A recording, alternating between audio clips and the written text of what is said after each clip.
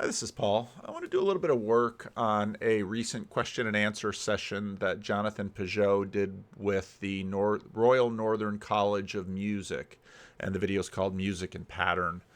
One of the interesting things about Jonathan is that he has, I think, continued to grow and develop in clarity and strength the way that he gets at what he's always trying to describe. And I think it's continued to grow in effectiveness. Yet it's interesting because he's no longer putting out the kinds of videos he put out before. They're still out there. People are still watching them. But it's been fascinating watching this conversation develop. And then I want to sort of cross it into a little bit on kayfabe, and that in some ways, some of what's going on in my denomination right now, I think has a lot to do with this. And I think what's going on with these videos has a lot to do with sense making. So let's start right away with this question and answer, because it starts out strong. Really appreciate about what you've brought to, say, the public discourse is this idea, this approach to religion and mythology is something that is symbolic, and as part of your symbolic world. I was wondering, why do Now, if you watch my conversation with Dr. Jim today, Dr. Jim sort of used T.S. Eliot and kind of came at, I think, a lot of what Pageau does. I can just play that a minute. So this live stream was quite interesting. Dr. Jim had some ideas from what he's seen with John Vervaeke's work and Jonathan Pageau's work, and I asked him what he was thinking about me, and yeah, this is the same day, so I'm wearing the same shirt, so here we are doubled. So Uh, Odysseus as Pageau. That's yeah, that's very interesting. yeah. Well, just because it, in a way, I see Odysseus as not ultimately transformed by his experience. He's still the thing that he is, and he ends up home in a real way. And I don't think we have to say that the move from whatever his formation was um, to the Orthodox means that he sees that himself, as having that kind of exile or transformation away from whatever it was that it was there. There's something essential there that was always there, I think, in a certain sense. And that's how I see him. I think he's uh, what's the right way to think about him? There's one of the main things that was attractive to me about Jonathan Pageau in the beginning was his ultimate pointing to an elevation of the kind of substantialness of our phenomenal experience. And for me, that's important. That went fast. An elevation of the substantialness of our phenomenological experience. If you slow that down and think about that, in other words, pattern, pattern, pattern, it's all around us. One way to look at the Bible diachronically is sort of the Bible's telling a story through time. Jonathan, in many ways, sees the Bible as informing us about the patterns in the world. Now, that certainly unfolds through time, but it shows the patterns. It shows how the world is. There's one aspect of Jonathan's work is that this is how the world, and in that sense, his work is a little like science, because science is obviously patterns, but science is this is the way the world is. It doesn't, to the degree that Jonathan's work is eschatological, it's because the way the world is going to impact how the story ends. Because it allows for a kind of a circumstance of not rejecting the immanent of our experience, the kind of the way we're in the world, and his way of talking about the ability to engage and really come in contact with these patterns that he's regularly referring to. We're experiencing those in our real incarnate life, and therefore it makes for the possibility of kind of deeply meaningful habitation in the world as we are, we find ourselves.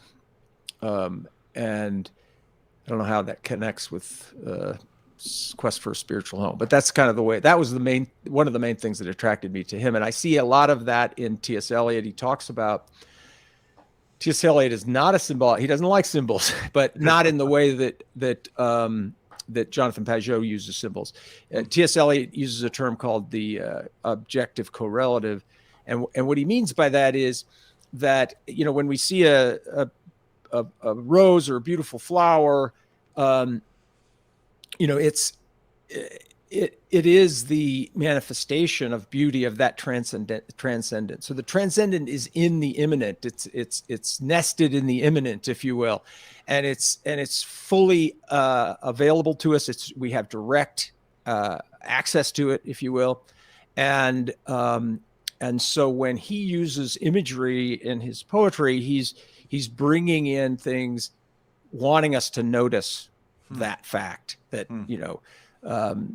that if you want to know, you can describe a rose, fragility, it's got thorns. You can describe abstractly what, maybe talk about how that's kind of evoking some sort of transcendent notion of frail, transient beauty.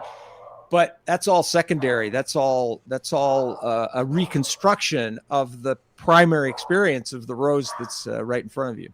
So in a way, I see Pageau. Here's my dog going off. All right. I see Pageau kind of trying to do a similar kind of thing. He's trying to make us realize that we could be comfortable in our phenomenal experience, recognize the way things are, and have the fullest meaning that they have in our direct encounter with them. I don't know if I think that's really good. Or not. I did think it was really good. So let's watch. In some ways, let's watch Jonathan do this. Do you think that has been so effective as an approach to religion? Well, I think one of the issues that people have dealt with, let's say in the 19th, 20th century, is that because many religious groups have tried to defend their faith based on, let's say, scientific methods or accepting scientific presupposition, one of the things it did is that it in some ways made faith or religion arbitrary. It's like, well, here are a bunch of things that you have to believe, so you believe in the material world and all these scientific causalities being the only type of structure you can describe. And then on top of that, you add something like, so God came into the world and then died on a cross, and now he went to heaven, and if you believe, what are you talking about? This is absolutely ridiculous thing to say. If you just take on this like materialist type structure, but if you believe in that the world is actually, let's say, dependent on meaning and attention, and that attention actually, let's say, now when he says, it just goes like so fast. The world is dependent. Okay, you got to watch a word like world. Because again, as a modernist, when you think world, although I jump to Maps of Meaning, the first chapter, a world of a space of objects. That tends to be, in the modern frame, what we are formed to think about the world. That is the world. Now, Jonathan Pageau sort of switches it around and says, no, the world is phenomenal. Now, this isn't idealism. I mean, idealism can sort of, you're sort of trapped in the mind. That's not it. But he's making the point that what happens in modernity is you forget the seer, you forget the one who is seeing the world, and that when asked, for example, by Andrea with the bangs, how he would talk to a physicist, he'd say, well, you're a pattern seeing patterns. In other words, the pattern that you are is part of the story for the patterns that you see. And how does this connect with Peterson and Vervaeke? Both of them are making the same point. This is the point that Jordan Peterson kept trying to make to Sam Harris. Sam Harris is just so completely embedded in his self-forgetfulness and his monarchical vision. No, that I see the world directly. No, you really don't. And John Vervaeke, again, will come in and say, no, in fact, you see the world selectively. All this relevance realization is going on pre-consciously. You just imagine you see the world naively, but there's a whole bunch of seeing going into this. And then Jonathan brings this back to the faith, and now suddenly even our perspective on what's going on is, of course, filtered, and all of these terms that we're using. And I think, again, sorry Catholics, I blame Michelangelo. God as super thing, God as, you hear Roman Catholics making this point, whether it be Brett Sockold or Bishop Barron. You hear this point made again and again and again, that no, God is not just another thing in the world. Well, what on earth do we mean by that term? Of course, I'll have number one and number two. And then everything just looks arbitrary. And what Pageau keeps saying is, it's not arbitrary. The naming is not arbitrary. The seeing is not arbitrary. It's all embedded. Now, these things are difficult enough to sort of try to relay in English language, just in a way that when I hear it, I hear the words and I think, yeah, that's sort of what it is. But then to have someone else out there hearing it, I mean, his conversation with Rationality Rules and Adam Friended to a degree was sort of examples of, well, it's not hard to, you got to listen to this for a while before you sort of start to catch it. And even that process is sort of funny. At least participates in the way the world reveals itself to us. And so it means then that the mechanisms of attention, which is something like stories, images, the way that we compress facts together into stories, are part of the way, or not just part, but they are in some ways the source of how reality unfolds. And so then you can start to talk about narrative and about ritual. In other words, the seeing is itself part of how reality unfolds. And again, you're breaking these modernist frames where reality is this imagined forum of objects, space of objects just sort of sitting out there. And Jonathan, of course, is bringing the seer into the picture and say, no, reality is seeing this object and its relationship to that object and its relationship to the seer. All of that is a part of it. And so then, I was glad he said compression, because that's one of the things that occurred to me earlier, is that stories, narratives are these vast compression engines where we're not just compressing this world that is too large for us to sort of comprehend. We're also compressing the relationships. They're all a part of this story that's happening. About images.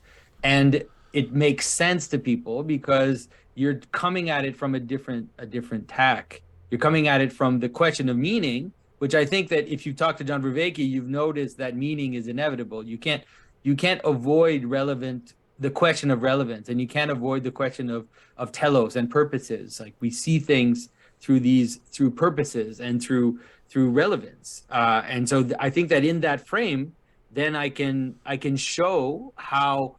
So one of the problems too that's happened with religious thinkers is that on the one hand, you had religious thinkers that said something like, let's say in the more conservative side, the Bible doesn't mean anything. It's just a description of things that happen. So if you try. Okay, so again, the world is just this space of objects, and so you have this Jesus of Nazareth and Peter and John, and they're all over there and they're all doing things, but then, the next village over, you've got another more Johns and Peters, because they repeated those names incredibly, and they're all doing things. And over here in this other, well, now we're going to go up to Samaria, and they're going to be doing things. And you just get this sense of, oh, okay, that's just the world, and it's just there's no meaning. It's just chaos of one thing after another. To look for meaning in it, it's almost as if you're destroying the factuality of it. You're destroying the fact that it happened. Because we're scientists, we believe the world is arbitrary. We think things happen arbitrarily. There is no pattern. There are no, these deep patterns don't exist. And on the other hand, you had the same, on this, like, let's say the opposite of it. You had religious thinkers that said, oh, look at all these patterns. None of this must have happened because all of these look like mythological stories. They have rhymes and their structure. They have chiasms. They have all these structures in them. This is all just made up because, well, we have all these other stories about dying and rising gods, and we have all these other stories about miracles. And so, therefore, any other story about miracles is as fake as the first. It's all just arbitrary. So it's like, because we believe the world manifests itself arbitrarily, therefore all of this is just a bunch of stuff people made up, a bunch of stories people made up. And so what I'm trying to propose is saying, no, the world actually manifests itself through patterns. And so you have to have a pattern in order to even perceive the world. And so the things religion deal with are real. They deal actually with you have to have a pattern in order to even perceive the world. In other words, there's sense making going on, or you wouldn't discover any sense that you think you've discovered. It's all there already. Events that happen, but you have to have a pattern in order to even perceive the world. And so the things religion deal with are real. They deal actually with events that happen, but they just don't describe them the way you would like them to. They describe them in a way that reveals their meaning, is the way to say that.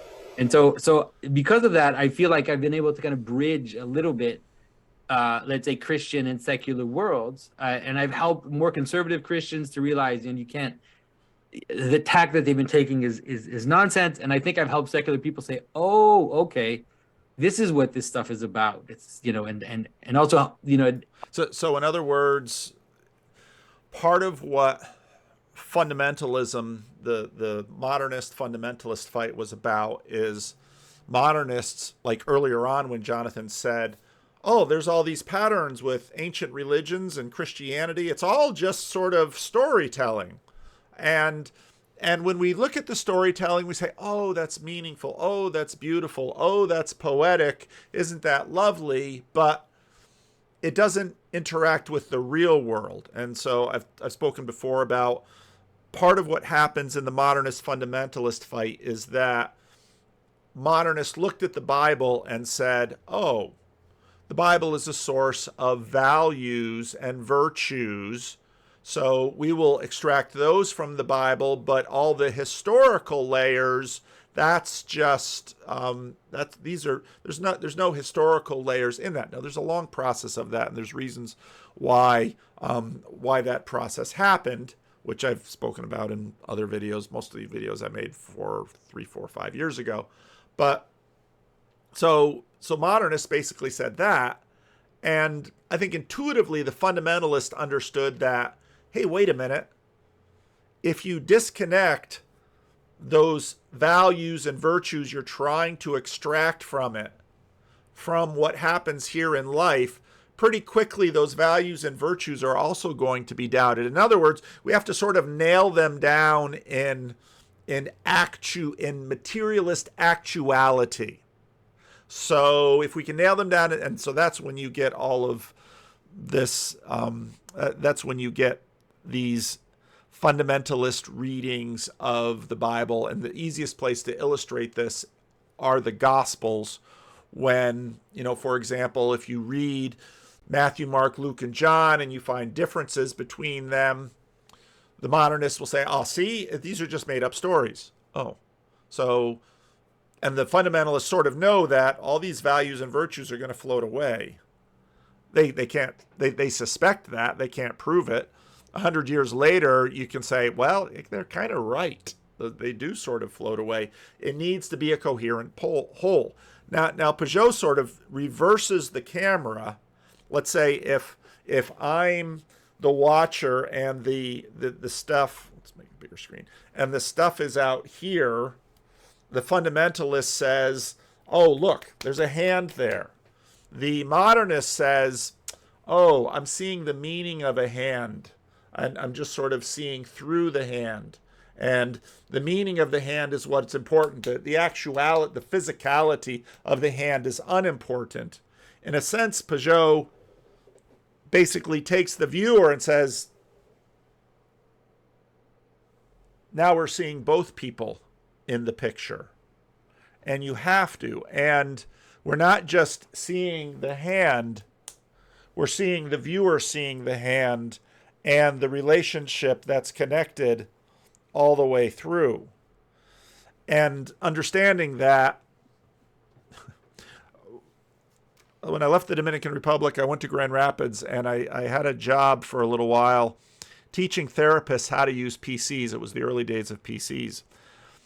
Some of these people did the most remarkable thing, such as I would say, well, take this disk and put it in your computer. They start tapping the screen. No, that's not how you're going to do it. There's so much built in to us now that we know things we're not aware we know.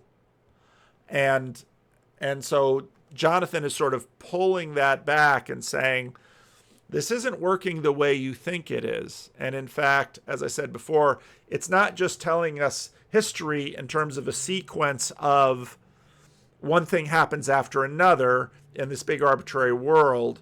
It's that the patterns by which these things are at one point always manifest. That's what Dr. Jim was talking about with respect to T.S. Eliot. And also, because they're always manifest, there is also a diachronic destination to it as well. Boy, I don't know if you could understand that. Let's let Pageau keep going. All these things help you understand religious phenomena in different ways. I don't know if that answers your question. And what's so interesting about this is that even though people might struggle to understand in terms of an abstraction about what exactly he's doing, the doing of it has helped people get an intuitive sense of the Bible that they didn't have before. Similar thing, Jordan Peterson sort of came around it from more of a scientific perspective, but Jordan Peterson doing a similar thing, and again, from all accounts, John Vervaeke doing a similar thing. That's a brilliant answer. Thank you very much. And I'd invite anyone here to ask questions, even on Zoom. Maybe if you could type them in the chat, that'd be great. Yeah, just on when you talk about mythology, one conversation you and I have is, does it matter that all of it happened? Because that was the conversation. Did it happen? Did it not happen? And now, notice the question. It's in many ways still the question of the modernist-fundamentalist fight. Where's the hand? Where's the hand? because of Peterson, Christianity's got a good hold because of its talk about mythology and archetypes. But the question, it didn't matter that it actually happened. So I think that, how can I say this? I think that and he says that because a lot of the time he's always answering this question. All religions are based on... And part of the reason he's always asking this question is because, again, part of the system that we're not paying attention to is we do relevance realization through each other. We do relevance realization through other people that we've met. And so when you meet someone, they are more complex than you can take in. I've played a number of times the first, very early in the Roger Scruton conversation with Jordan Peterson. Jordan Peterson makes the point that, you know, we're always sort of processing cartoons that we have in memory of other things. I touched on that in the video with McLuhan, because McLuhan was making the point we're always sort of looking at the future through the past. That's a similar way of making the same point. Because a person is too complex for me to actually apprehend, I have to somehow, when I see a person, very quickly I sort of frame that person with other people that I've known. As I try to dig deeper into someone, I need to sort of categorize them. And so one of the really dominant categories that is functioning with us once we sort of get into this topic of religion is the modernist fundamentalist. That's why this question just keeps coming up. On events, you know, and even when you just, even when the... I should, we're never going to get anywhere in this video. why does that question keep coming up? Because we see ourselves on that map, usually on, it's not even just one side or another. It's, are you more in the middle? Are you more on one side? Are you more on the other side? Because the basic question we're almost always asking almost everything is, can I trust you? And so now if Jonathan, if you're more on the fundamentalist side, sort of the conservative evangelical Christian side, and you listen to Jonathan Pageau, it's like, can I trust you? And you don't even ask that question consciously. Just internally, your whole disposition, do I want to let more Jonathan into my heart?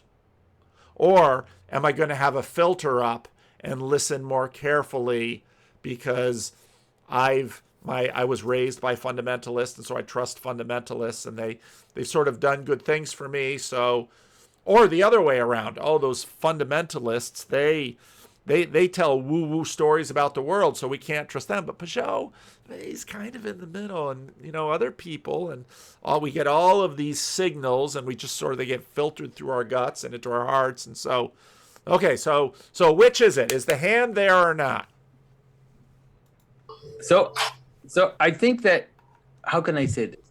I think that all religions are based on events, and even when the ancient myths describe the gods, they're talking about events. They're not talking about events at the same level that we're talking at. Now that level thing, if you go back to his conversation with Brett Weinstein, I don't know if Brett even understood what Jonathan was doing in that conversation, but level is a word. It's a word that intuitively comes to mind because physical, we would say physical is a level. Symbolic is a level. Spiritual is sort of a strange level. And we all sort of have these. And so when he says, all of these mythologies are about events, that's right. And in fact, one of the things, we have these waves of sort of social assumptions about things. So here's all these stories about Troy. Well, there must be a Troy. There must have been an Odysseus. There must have been an Achilles. There must have been Hera and Zeus and all of these things going on. Here are all the stories. Okay, but then you read Plato and Socrates talking about these stories, and it's like, okay. At least there must have been a Troy. And then we get to a certain point where it's like, no, there's no hand there. It's just all patterns, values and virtues and those things. Just all patterns. There's no hand there. So there never was a Troy. And then someone's like, why don't I go look for that Troy? And son of a gun, he found it. So then it's like, oh, well, and then we have this line in modernity. So there's no Hera and there's no Zeus. I gotta pull up that meme. I can't find the darn thing. Basically, the meme. Of course Zeus is real. So then suddenly it's like, well, how are we supposed to think of this world? Now, why? One of the things that people don't often push through far enough is why does the material level matter? That's sort of one thing that the modernists basically began to forget. One of the things I said to Dr. Jim today, which I think is important, is that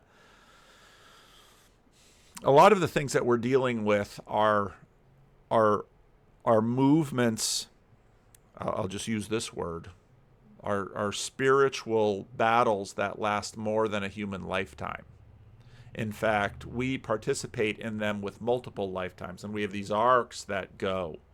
So, and we've seen this with the Modernist-Fundamentalist. It takes more than 100 years for that fight to finally kind of bring out everything that it's going. Some very intuitive people can sort of see it coming, but it's not. Is my sound up high enough? Right, and so there are different levels of events, and it's very simple. Like when I describe the tying of my shoe, it's not the same level of event that if I say Rome fell. It's like the category of Rome. Now, I'll have to pause there and say, no, it's not actually your shoe you're tying, is it? Isn't it the laces on your shoe you're tying? And just now notice right there, even in that difference, you begin to see the complexity of language. Again, Lewis brings this out well in his book Miracles. what language is and how it works. Fell is an extremely high event in terms of what it implies, what it, and then people. And you can go back, if you want to know how true what Pageau said is, go back in the Rest is History archives and find their episode on when did Rome fall. What do you mean fall? What do you mean fall? Is Rome a statue that you can knock over and it falls? That's sort of on the level of tie your shoes. No, because, well, why on earth did they have the Holy Roman Empire, which of course Voltaire said was none of, wasn't true. It wasn't holy, it wasn't Roman, it wasn't an empire. But why would the emperors be crowned emperors of Rome when they were Germans and Rome was way down there? And I mean, it just, one could argue you didn't really have the fall of Rome until the founding of Germany. And this is where you get into this whole naming thing.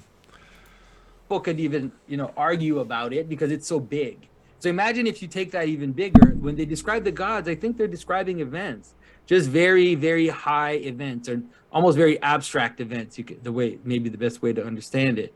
But I don't know, abstract, probably complex events. That might be a better.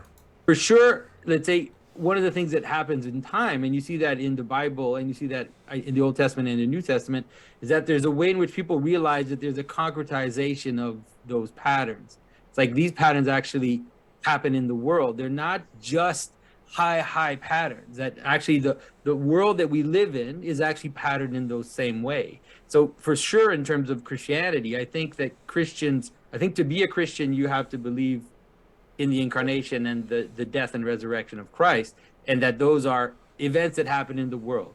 Now, I've said many times, they're not forensic descriptions, and they're not trying to describe the causalities of what's happening.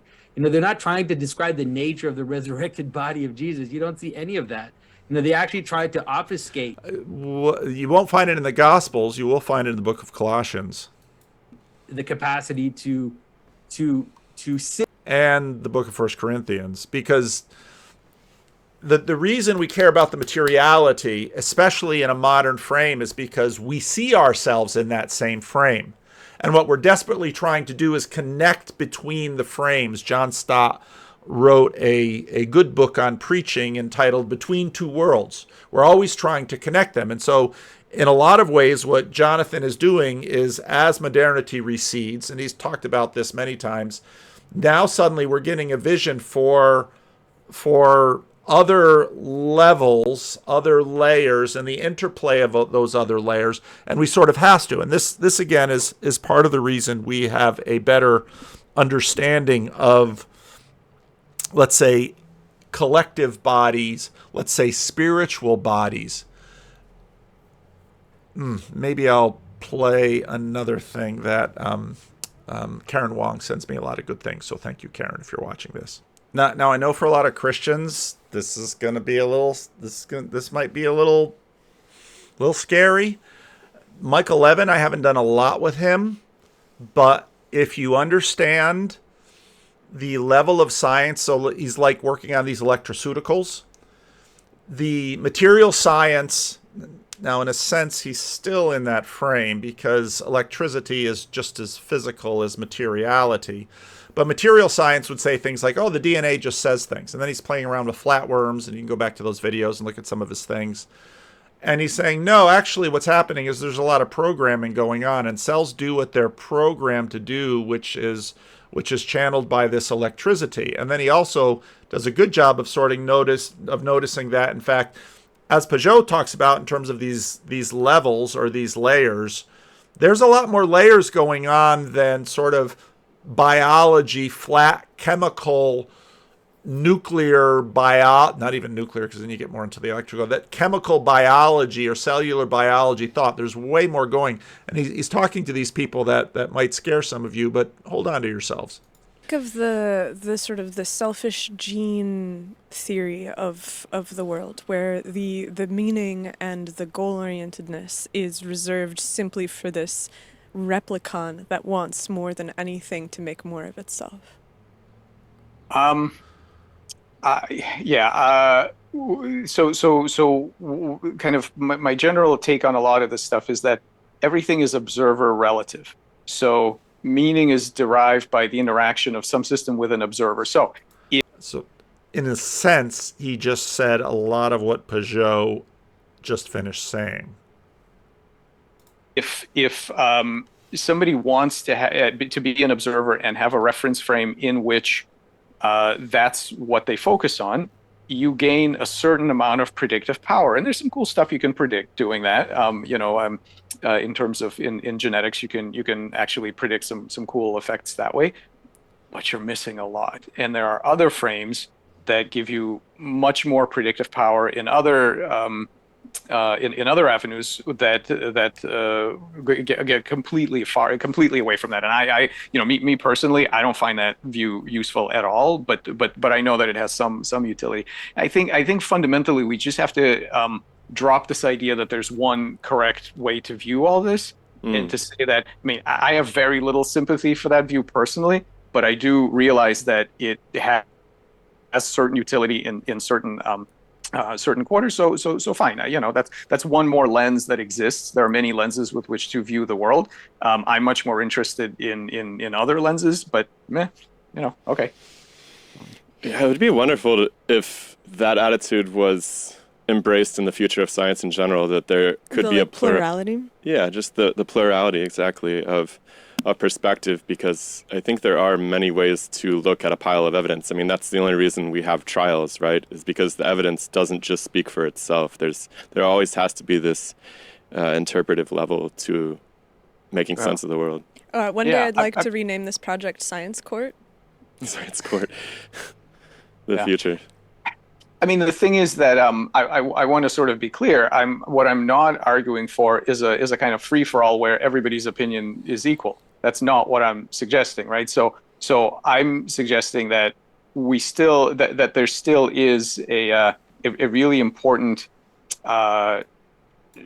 evaluative element in terms of, so how is it working out for you, this view that you have, right? It's not just that any old thing goes. It's that let's take a look at multiple perspectives and ask what the relative benefits are in terms of driving new understanding, new research, integration. Now, again, notice that there's value in there, and that value also isn't merely subjective. Knowledge, and then we find out, right, which one. So this actually going back to this idea of the kind of the pre-scientific world. This is a good example of this, and there are all kinds of people that are interested in sort of various things outside of science, that when I say certain things, they say, "Oh, no kidding, we've known that for thousands of years," or "Oh yeah, somebody already said." Well, it's one thing to say something; it's something else to understand it to the point where you can actually make use of it in a way that gives you new capability. So, for example, yes, there is. I do think there is an interesting sense in which rocks rolling down hills do have a kind of goal-directed capacity. I do think there's something to that. However, the old notion that every rock had a spirit in it, that the rain and the sky, all this stuff. The thing about that is it didn't give you any extra.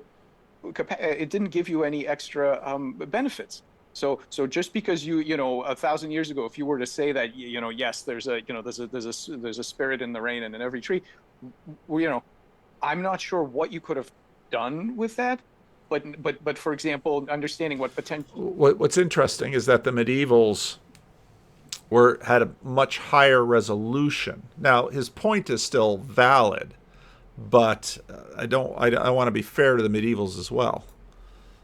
I think that you could have done a lot with that, because if you look at the erasure of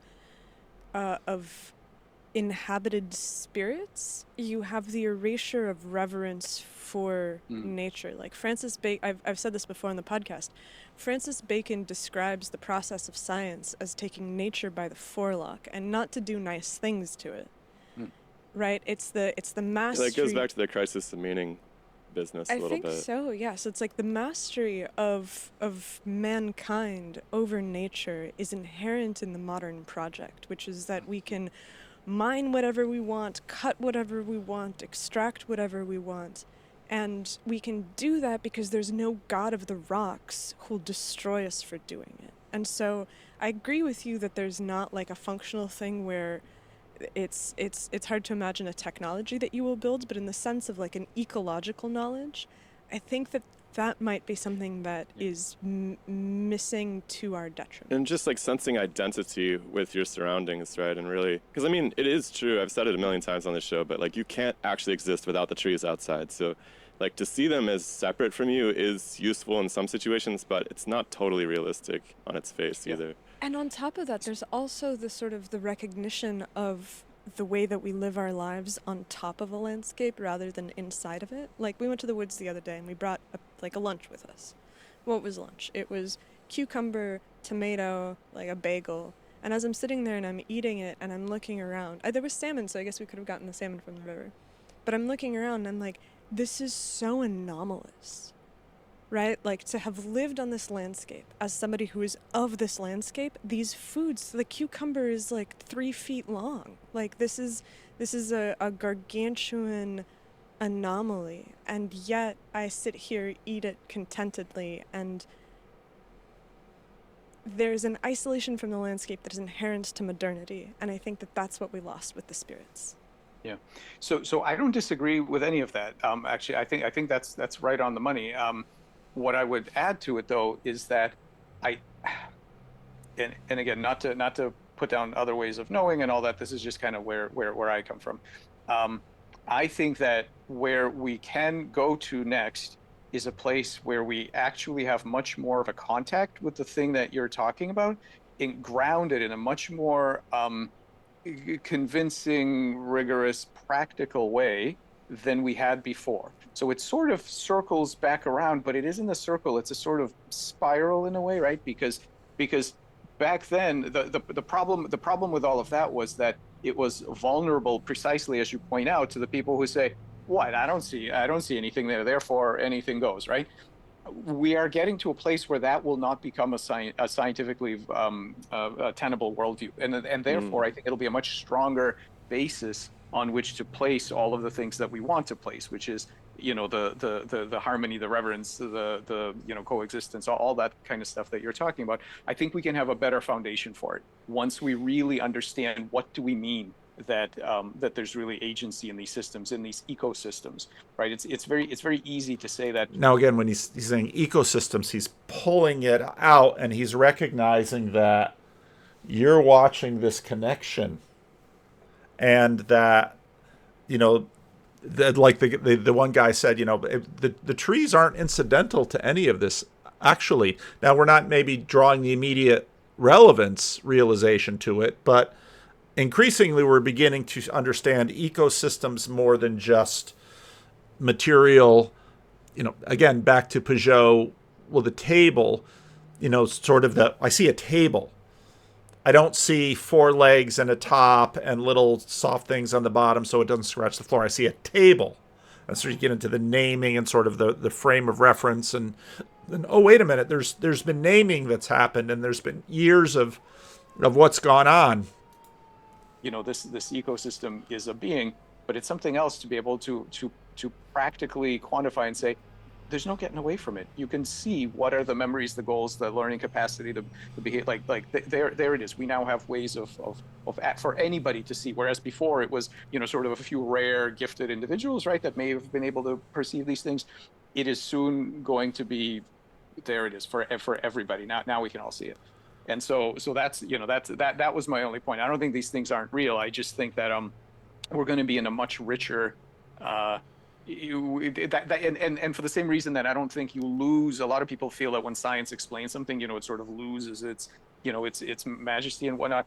I mean, I think that's preposterous. I think the better you understand something, that gives you a much better way to relate to the awesomeness of it, you know. All right, so let's pause that there. Simply see the resurrection as some kind of, you know, let's say forensic event that you could describe to a police officer, because there's. And again, if you read Miracles, Lewis will say, when people talk about the resurrection, they mean like the first 5 minutes. That's not how the early Christians saw it. It wasn't, all of this debate with apologetics about the first 5 minutes. No, the resurrected Lord was in the world. Well, how? Well, he would certainly appear, and he ascended, but that ascension wasn't a disappearance. That ascension was an enthronement, which in a sense made him ubiquitously available through his Spirit.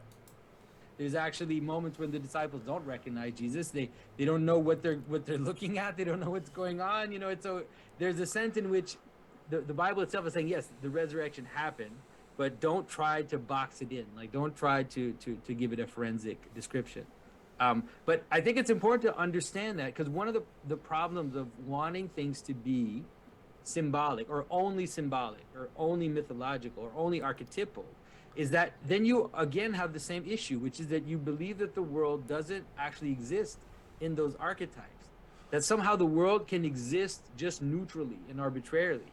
But I think what we're discovering more and more is that your very capacity to perceive the world is imbibed in those mechanisms. So your very capacity to link events together in order to see unity in multiplicity of events is necessarily archetypal. So you could say something like, there's nothing that happens which isn't to some degree archetypal, or that if we're not able to see the archetypal aspect of what's happening, it's a fault of ours. And that something like the saints, the enlightened ones could see the pattern in everything, right? They could notice that the entire world is a theophany of these primordial patterns. So I think it's important. It's an important distinction, because I get a lot of that. Obviously, because I talk about symbolism, people, they want to stay up in the symbols and they're interested in seeing the patterns. But but they don't go to church. Well, it's how it lands that's really important, I think. And that's what makes a difference in terms of a way to live and a way to embody these patterns. It's not just something we think about, right? It's not just something we read in books. It's not just when we interpret movies. It's that, let's say, if a movie is a condensed, very, very compressed story of someone's love life, let's say a love movie, your story of your love life will follow similar patterns, right? The difference between a story is just that they compress. You take all the salient facts, you distill them into more salient facts, and then you compress them together. So you take your love story of your life, let's say, and then you remove the bits where you're going to the bathroom and where you're doing something else and you're working. You take out all the bits that don't relate to the pattern, and then you just smash them together. And that's why when we watch movies or we read books, like let's say novels, we have revelation, because it's like I'm connecting all these things much closer together, and then it can reflect back on me. But those patterns exist in your life. That's why we care about them. That's why we find them interesting, is because they're reflecting something which exists in the world. Okay.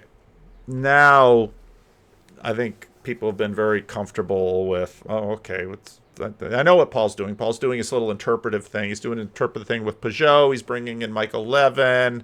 That's all good. Now I'm going to want to connect it to something else. I want to connect it to the Christian Reformed Church's specific misery now, and to Kayfabe.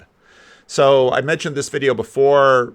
Little channel, frame problem. It's got 3 videos. Videos have decent amount, 61,000 for the first one, and then declining for the others. Well worth watching. He begins by talking about this event a number of years ago in Worldwide Wrestling. And again, what's going on with Worldwide Wrestling? Don't we all know that it's a show? Yeah, it's a show. Well, then why is it such a popular show? Why? Well, because the guys are big and they're buff and the girls are exaggerated. I mean, the show is already sort of a spectacle.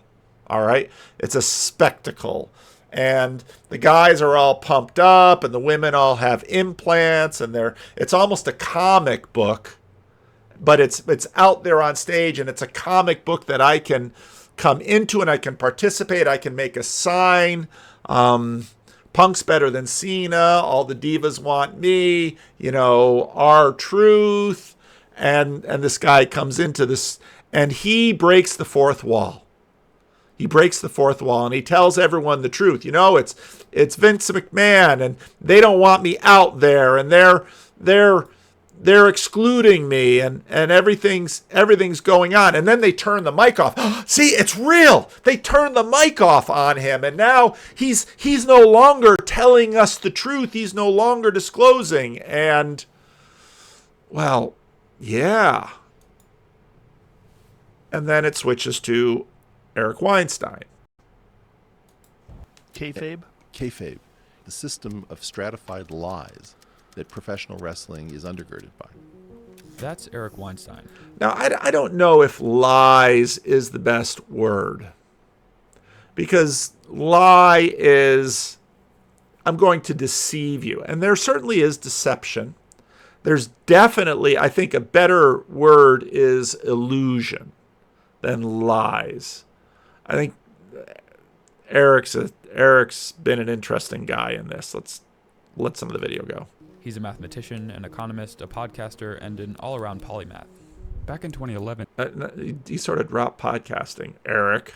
He was asked to write an essay on the most important scientific concept for everyday people to understand, and he chose kayfabe. I wrote A scientific concept that's a little closer to a lie. this essay anticipating that professional wrestling was going to turn out to be incredibly important. And in fact, I thought it was going to determine the presidency. Weinstein argued that the altered reality of kayfabe helped explain why some of our most trusted institutions were falling apart. And that was in 2011, before, well... Now,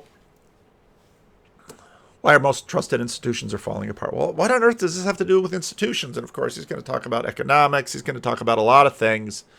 But this illusion, this illusory layer, and I'm not even sure illusion is the right word, because you're much more talking levels. When, of course, Donald Trump comes into the ring, and then Donald Trump steps into the ring with Jeb Bush and Hillary Clinton, it's like, wait a minute. How are we engaging with reality? And suddenly Michael Levin and his electroceuticals and understanding the layers that, these cells are talking to one another. Well, what do you mean they're talking to one another? They're talking to one another in a way that we're talking. It's simpler, but these things sort of layer up into us. And in other words, what we're beginning to understand slowly, even in terms of our collective consciousness, which Michael Levin is saying, and which Jonathan Pageau is saying and has said often, again and again, he says, before 5-6 years ago, before Jordan Peterson sort of cracked something, he would talk and nobody would understand him. And, he and his brother, they're almost like twins. They had their little language between each other. And now suddenly the rest of us are coming in on the twins language. And the rest of us are starting to understand that there's these layers. And Donald Trump pushing Vince McMahon over a table. Now, of course, Vince McMahon, when I was a kid, I would watch Vince McMahon in the ring, I think. So, I was in high school, and me and my buddy who cleaned up behind the bakery, I didn't hear anything about wrestling, and my buddy's like, oh, you should watch wrestling. Then we, after we're cleaning up the bakery together, and we talk about wrestling, and the girls in front, wrestling isn't real. And it's like, yeah, it isn't. We all know who's going to win, and it's never Andre the Giant. There's a great documentary about Andre the Giant out there. But, well, why on earth were we fascinated by wrestling?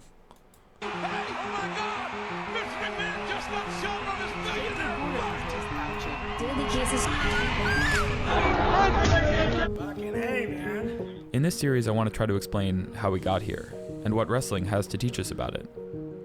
It's a story about economic growth and stagnation, about violence and entertainment, and about how the United States became a nation addicted to fantasy. This is how politics became pro wrestling. All right, addicted to fantasy. That's really, my sound's up a little high now. I get excited. That's really important because it's connected with Pageau and his questions about the Bible, because It's about the ways in which we are participating in larger things than ourselves. And if we say politics, we sort of say, oh, okay, I know what politics is. Well, do you really? Because politics is sort of happening between us all the time. It's happening between major numbers of people, but politics is just sort of a static word. So when we talk about principalities and powers or spirits or collective consciousness or all of that, well, then we get a little nervous because we can't put our hands on it like we can put our hands on our hand. You suggesting professional wrestling is fake? I'm suggesting politics is fake. Politics today is pro wrestling. So let's go back to the match, because to understand how politics became pro wrestling, you have to understand how pro wrestling. Okay, and then he's going to go through pro wrestling and how you had these different little wrestlings going on, and catch wrestling and all of this. And if you watch like Olympic wrestling, you can still see it on Olympic wrestling. These guys, and they're all. And so what I'm hoping to do once Synod starts.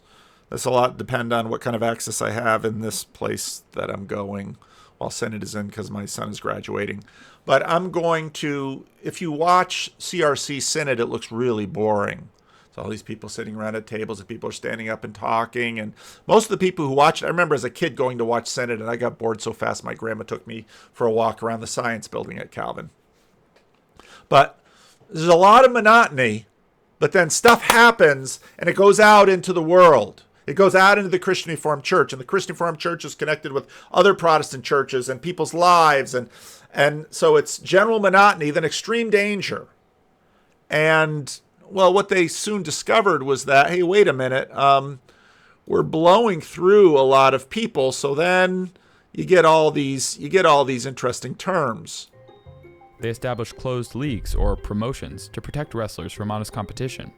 Influenced by the shady practices of carnivals, they began thinking of spectators as marks for the taking. In other words, in order for you to work productively with these people, there's going to have to be a layer of illusion that works productively. And now, again, some of you are really skeptical about religion will say, aha, see, the pastor's admitting it. No, we're recognizing something about the interplay here that's going on. Are you saying it's not truthful? Oh, it's very truthful. But it's not exactly like we think it is in a modernist way. That's where the term Kayfabe comes from. Kayfabe is carnival speak for the word fake. It's a kind of code word. And again, fake isn't the right word. It's the Kayfabe is, we're sort of doing a Vervaeke here. It's a better word. An agreement by everyone inside a promotion to maintain the deception of everyone outside. Breaking kayfabe, either by So there's an inside and an outside, like there is kind of as a pastor in a church, because once people start working in a church, they're kind of like, oh, well, this is different from what it looks like on Sunday morning. Yeah, are we lying to you? No. You're just sort of understanding at a different level. And then you go to Congress and you start working as a legislative aide or something, like some of my kids have done here in the California legislature. They're like, oh, well, this is a little different, and sort of we're now in Pageauian levels. And, we have sayings like, well, now you get to see the way the sausage is made. You get to understand how all of this is working. And what I'm going to do with Synod is say, okay, this is some of what's going on. And you're going to be like, oh, I didn't see that. Oh, but it's there. Admitting the fakery or engaging in real competition became known as shooting, another carnival term. That's what Punk was doing when he grabbed the mic. Shooting. Because it's like, oh, wait a minute. He just walked onto he's not supposed to be here. Then why on earth did the WWF guy give him the mic? Huh? Or was it? This is where... And then they turned the mic. They gave him the mic and they turned the mic off? Things get strange. Do you know what a worked shoot is? Yes. Okay. What's a worked shoot? As you've probably guessed by now, Punk's shoot is scripted. It's a worked shoot. But it's not exactly fake either. Many of his grievances are true. To this day, wrestling fans talk about how accurate the monologue was. In fact, it isn't totally clear what's not true here. And that's what... Right there. It's not totally clear what's not true. It's not a lie. We're just sensing levels. It separates kayfabe from mere fiction.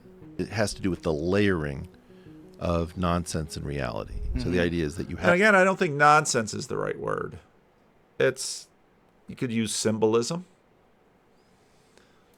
something which is ostensibly fake.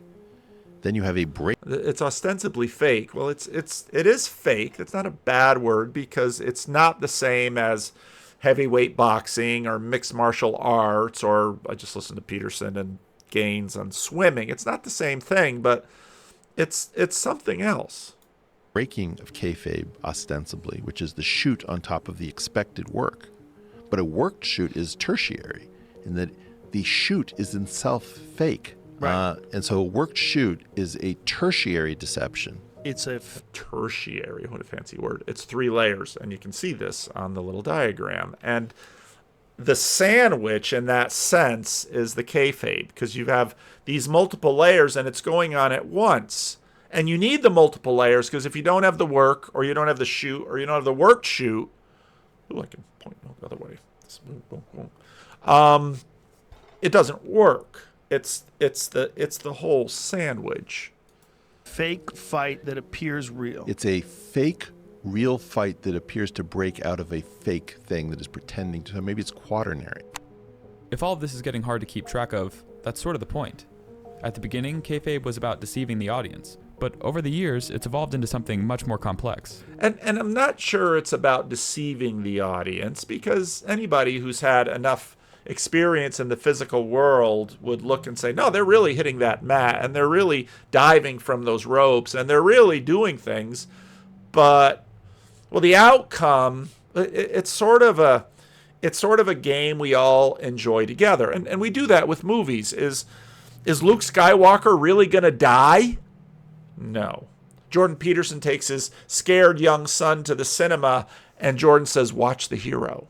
And then, of course, you have some stories like, we continue to add layers like The Walking Dead, and they killed Glenn. They killed Glenn. And Rick would die, and his son died. And well, yeah. But it's the layers again, because now we're so used to, well, the hero doesn't die. So then when you have a series that actually kills off the stars, we say, oh, wait a minute. But then, we get the sense of, and here we're going to have this other word, this authenticity. Because the authenticity is that heroes die. And sometimes they die and it's glorious. And of course you have the narrative, and the narrative is all connected with everything. By layering fiction upon fiction, kayfabe blurs the distinction between the two. And again, all those words they're probably the best words we have, but that's not exactly right. Just for the audience, but for the performers. You start doping reality with fakeness, and the brain can't. And that's not a bad word, doping reality, because doping is just adding a little bit of slipperiness in there. And that's exactly what modernity tried to get out, to get out of the slipperiness. But then what we learned is that the more layers you have, there's always going to be slipperiness because it's too complex and you can't track it. And there's relationships going. And that's exactly what Michael Levin is talking about when he's talking about cells. Can't go much beyond 4 levels of lies. Here's an example. By all accounts, Vince McMahon plays acrimonious to fictional rivalry that sees and the real world. Okay, and then you got Trump coming in and An actor from the character that they played, and whatnot. And this isn't at all new, because listen to the rest of this history on Reagan. Reagan was president, but Reagan really liked playing the president. And even Tip O'Neill, commented about Reagan after Reagan had been shot, and they were bitter political rivals. But, what Reagan did really well was be monarchical. He played the role well, and he played it sincerely. I mean, when he got shot, just listen to the rest of his history on Reagan. It's quite moving, but he was not a technocrat at all. He played it. And, I think Trump in many ways played it. He seemed to enjoy playing it more than actually doing much of it. But I'll let you guys figure that out. As with wrestling, politics didn't start here. It got here gradually. And it turns out that how this became this explains a lot about how this became this. There's a more general process here by which institutions transition from failed reality to successful fakery.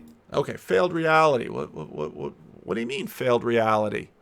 Well, institutions live within implicit narratives. And again, once you get into the institution, you begin to see the layers. And if, in fact, the institution is always in a dynamic relationship with the perceiver, again, back to the hand, so, well, which layer is most important? Well, a lot of that has to do with time, because for the most part, what you really want to do is get elected. But if there's so much sort of back and forth in it, and if the allegiance has more to, if people are just voting on allegiance than outcomes, and part of the problem with outcomes is there's just so many of them. It's just so large. I don't know that it's failed reality, it's failed scope. And once you get to this layer, really what we're seeing more and more is that in many ways it's what we would call spirits, very massive spirits that are working in the world. And these are collective. We participate in them. Again, I use the example of school spirit. School spirit can be a massive thing in a school. People participate in it. It participates in many of the levels. Narrative, in many ways, is one of the few ways that you can sort of compress and get it going. But in many ways, what you have is a pep rally. What is a pep rally? Pep rally isn't testing or grades or any of these other layers. A pep rally is a pep rally. They're running around. You have cheerleaders and football players, and it's Kayfabe. And if you don't have a pep rally, you're going to be in trouble. But you're also going to need a janitor and a plumber and teachers and a principal and good families and everything. Weinstein calls this process K-fabrication. So what I call K-fabrication is the transition of something that usually has twin attributes, is very dangerous and very boring. And like war is like this. Mostly war is extremely boring. And Synod is like this. And, when Jonathan Pageau talks about the love movie, life is like this. You fall in love. And when I think about when I fell in love with my wife, there's like these few moments when they're very real to me, but they're extended over a period of time. And all of that other stuff just sort of falls out. And all I'm left with is this moment. Obviously can be quite deadly. So in order to routinize these things, we create Kayfabe. In order to, what do I mean routinize these things? In order to produce these things, in order to bring them into normal life, we have Kayfabe, we have cheerleaders and football players and the band.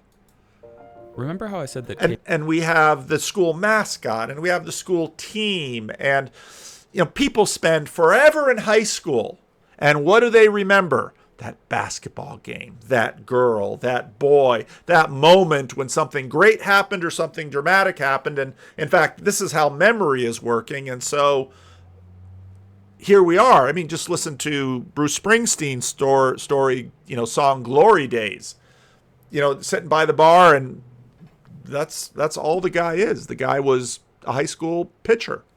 Kayfabe was born out of general monotony and extreme danger. Well, and there's religion. There's religion, I'll tell you. General monotony, sitting through the sermons, sitting through the mass, sitting through the liturgy. And extreme danger, no, religion doesn't have anything to do with danger, does it? Moments of trial. So all of this sort of boils down to all of this history, and then it's crucifixion. All of this history, and then it's Martin Luther, here I stand, I can't do anything else. It's the martyrdom, it's the affair that did and didn't happen. It's all of these things. And it's all compressed and it's layered, and this is how we manage it. But when we have to do it globally and through many people, and it's the electroceuticals, it's all the little cells and all the little electric signals firing back and forth, and it's the cancel that is or isn't growing. After World War II, this is what happened to American politics. With the arrival of the atomic bomb, the world simultaneously became a much safer and a much more dangerous place. The great powers couldn't afford to risk all-out war ever again, so they established a new international order, along with things like the United Nations, to contain the possibility of conflict. If we do not want to die together in war, we must learn to live together in peace. And then we have war by other means. On the home front, Americans settled into a newly stable and prosperous existence. An expanding middle class migrated... And if we say the 1950s, you might have pictures like this, or I Love Lucy, or you have these tiny little snapshots, unless, of course, maybe you're one of the African Americans at Living Stones that said, yeah, I couldn't... My picture's up in Vic's Ice Cream now, but I couldn't go there when I was in high school. To suburbs, and into the fantasy worlds of advertising and television. Even amid the turmoil of the 1960s, broadcast... And even the 60s. Broadcast news helped create a shared reality. Incomplete, perhaps, but unifying. The shared... I mean, Walter Cronkite, great example of Kayfabe. That's the way it is. Wednesday, July... Eric Severance, sitting right next to him, shows how old I am. July 31st, 1968. And for a brief golden period, the fantasy held true. It was a golden period.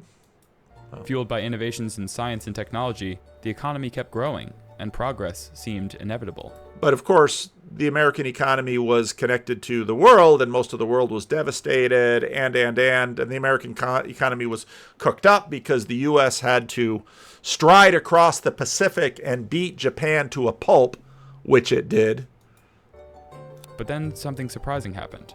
The growth stopped, and suddenly reality could no longer deliver the entertainment we'd become accustomed to. By this point, the entire economy and the institutions that support it were built on an expectation of growth that wasn't... Oh, that illusion, this dead reckoning that we're sort of measuring reality and getting a sense of it. We feel something's wrong, but we don't know what it is, and we look at all these numbers and we look at all these charts and we don't understand because the world is too big. So how do you pay no attention to the man behind the curtain? Materializing. So we did the next best thing. We started to fake it. And we move into fantasy. And, well, now this is enormously complex, and it's obviously very simplified. And I'm not going to get into the economics about it, but the shift of it in terms of the perception, and this is, of course, what's happening in religion, is that you realize that, I'm preaching on the Ethiopian eunuch. Just here's a little snapshot. There's stuff built into that whole thing. And you have Deacon Philip coming in, and well, how does that connect to the temple, to being a eunuch, to